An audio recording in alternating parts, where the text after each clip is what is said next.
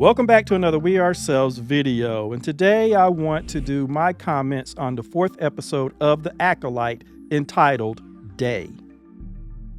I'm not going to go blow by blow, I'm just going to give my comments, but in general, we're back on Coruscant. We're back to our main storyline after that side quest of a flashback in episode 3. You have Osha who's saying that she's done. She's going to leave the hunt for her twin sister up to the Jedi, and she's out of there. We have the Jedi Council, not the main council, but we have Vestra and her people talking, and they're concerned that May was trained by either a former Jedi or another sect of Jedi or something even worse. So they're hinting at it being the Sith.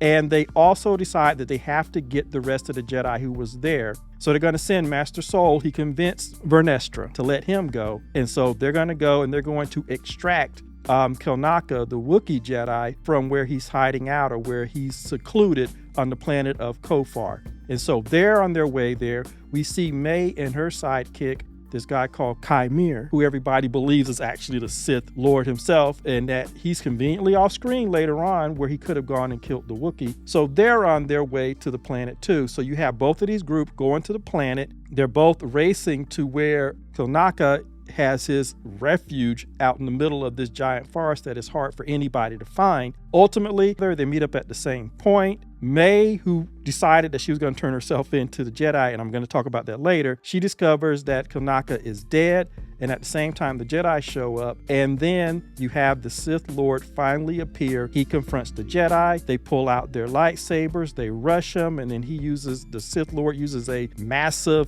force push, and then the screen literally cuts to black.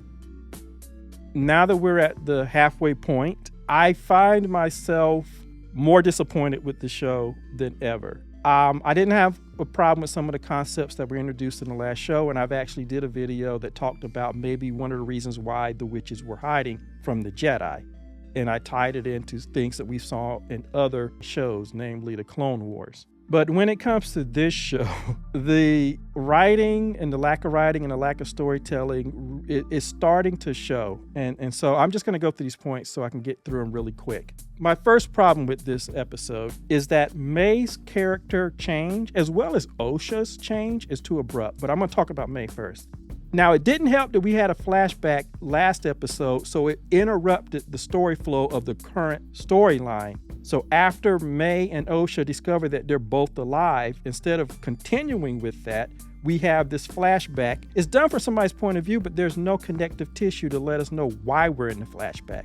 So it brings all forward movement to a halt, and I've seen other reviewers say the same thing. So that didn't help. But even so, when we see this, and then May is suddenly saying to Chimere, you know what, I'm tired of this quest. There's no need for me to get revenge. My sister's alive. But then she goes even further. She says, I'm going to turn myself into the Jedi. So this Jedi that I came to kill, I'm going to run to him. I'm going to turn myself in and have him take me to Coruscant and to the Jedi Order.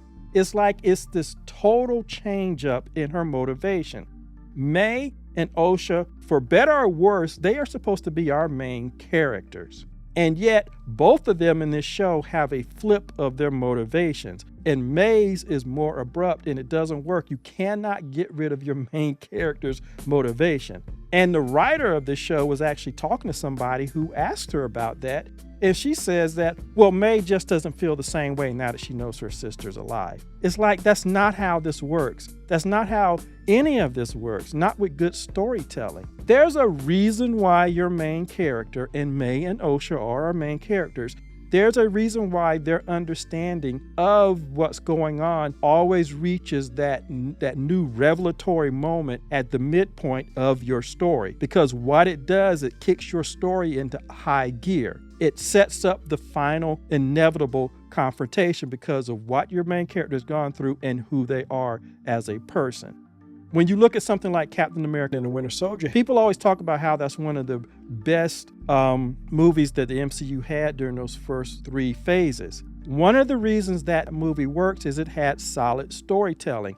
And at the midpoint of that movie, Captain America finally understands the true nature of the problem when he discovers that Hydra still exists.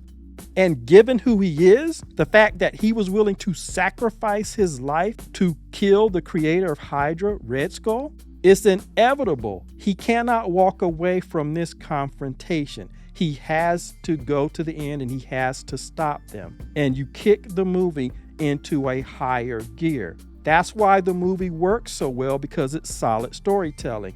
Even when you go back and look at the first Jurassic Park movie, you see the same thing. The rampage of the T-Rex is almost at the midpoint, and it changes the whole complexion of the movie. Dr. Grant, your main character, he knows exactly what the problem is now, and he knows that this is a survival story. And just for added points, he has to save the kids, something that he is shown to not like early on. You have the scene where he says that he really doesn't like kids, and they play that up. So now not only does he have to get out of the park or back to the safety of the main compound, but he also has to save the life of these two kids. That's solid story writing, and that's why that original movie still stands up to this day.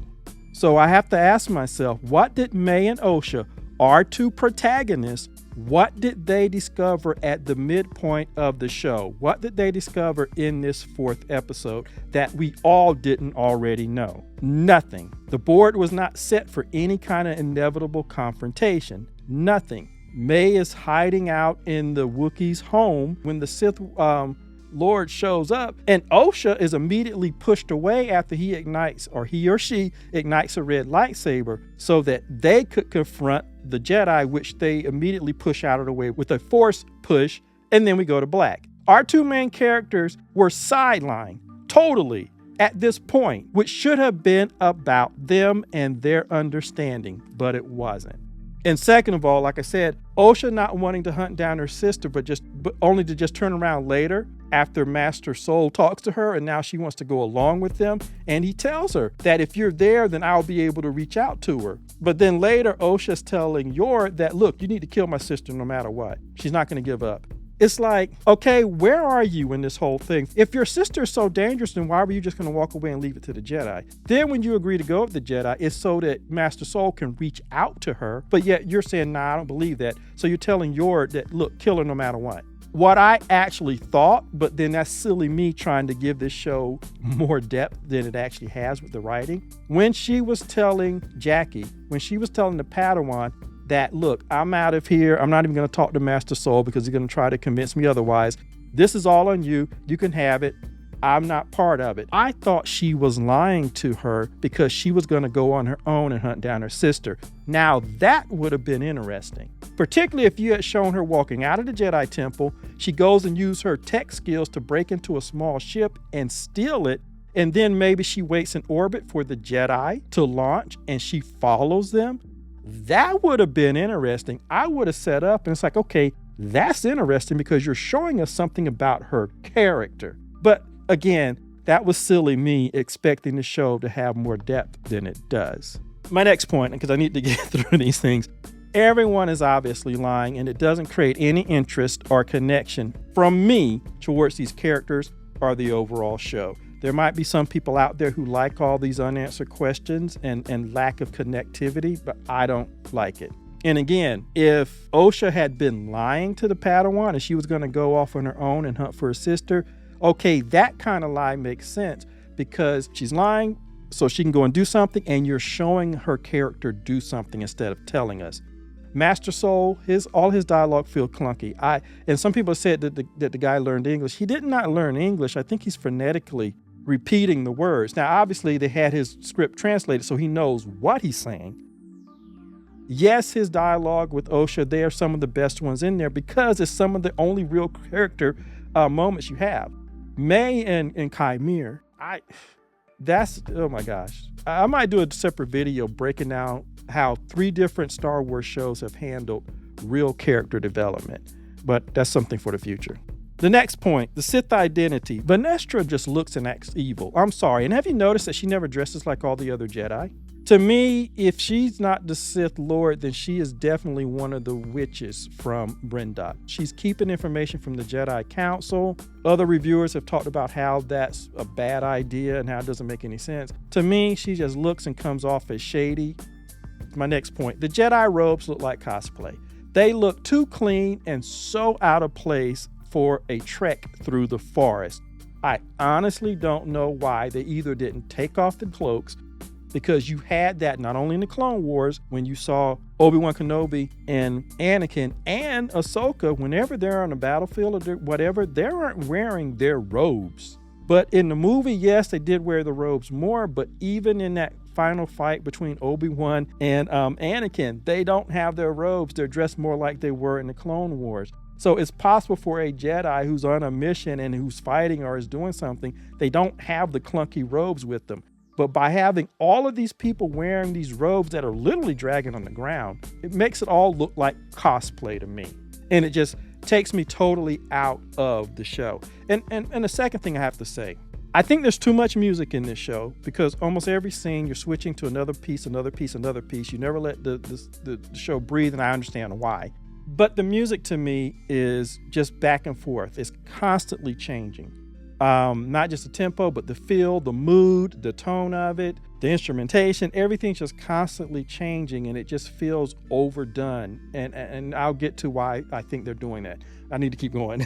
But anyway, there was a rumor and there was talks about from certain YouTubers and outlets that this show was never meant to be a real show. It was meant to be a demo reel, a trailer reel, a show reel for Leslie Headland. And it was a cover for money that was being misspent. When the show came out, it's like, okay, obviously those people were wrong. I'm starting to believe that they were telling the truth. This show doesn't feel like a full show. It's one of the reasons why I think the episodes are so short, and there's one of the reasons why you have the gaps. And I think what they did with all this talk of multiple POV and all that stuff, Leslie Headland herself admitted that Rashomon approach to it was not the original way that they came up with it, that the idea for doing that was added later. I think that it was added later, and the fact that they kept pushing it, they kept mentioning it, was because they needed that as cover to explain all the gaps in the narrative. And the reasons there are gaps in the narrative is because it was never meant to be an entire show, and they literally don't have enough material for an entire show.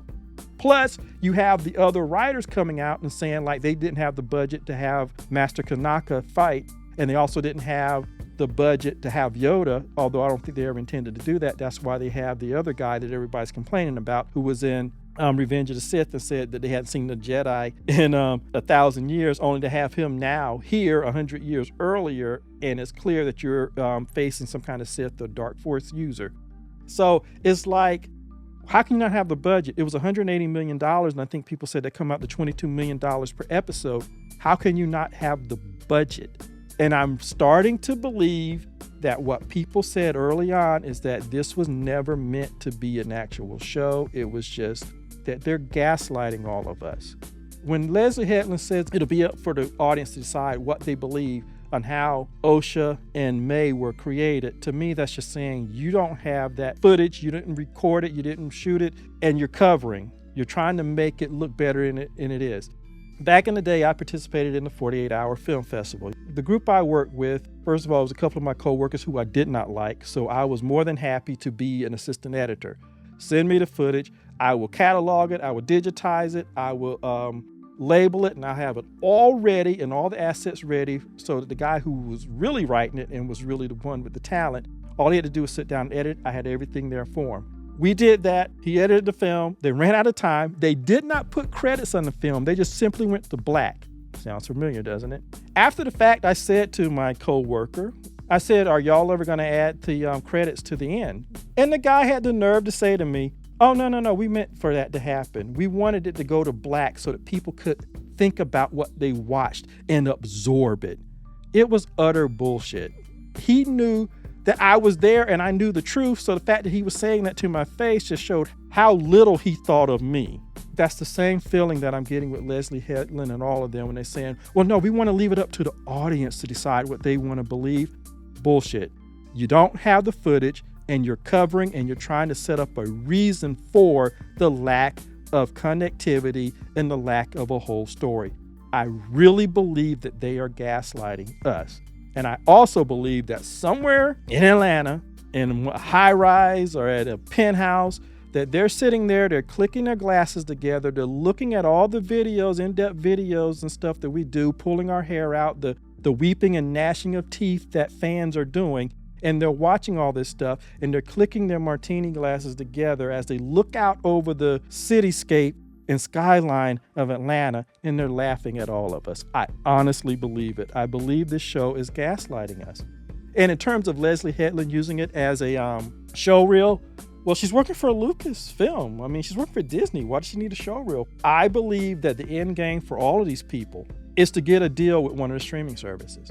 And I don't know, I'm not a Hollywood insider, but it seems to me that the thing that everybody wants to do is to use their little tour of duty at one of the established media companies to go to the streaming companies which have all the money and get a deal. You saw that with J.J. Abrams. You saw that with Rian Johnson. You saw that with my boy Zack Snyder. And there are other ones that have come out that have worked these deals where they are hired or they're given these sweetheart deals to produce content for a service. I guarantee you within a year, you're going to see in Variety or Hollywood Reporter or one of the other trades, you're going to see that Leslie Headland signed a deal with Netflix, Amazon, or Apple, or Warner Brothers. She signed a $300, $400, $500 million deal to produce content for their service. That was her end game with doing this trailer, this concept for a show. And that's why this show feels so disjointed. That's why it has so many holes. And that's why they came up with this multiple point of view. It's an excuse for why you're going to have gaps and they're not going to give you definitive answers because they don't have it. So that's my opinion on it. Let me know what you think in the comments. And as always, like, subscribe, and share, and I will see you in the next video.